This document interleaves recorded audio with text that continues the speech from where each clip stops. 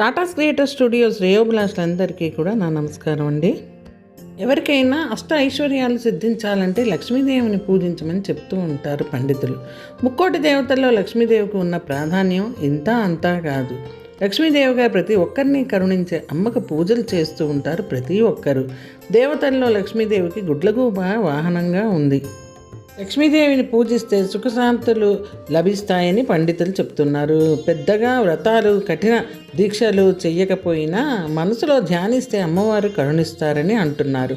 అయితే అమ్మవారిని పూజిస్తూ ఇక ధనం వస్తుందిలే అని నిర్లక్ష్యంగా డబ్బును ఖర్చు చేస్తే మాత్రం అమ్మవారికి కోపం వస్తుందిట.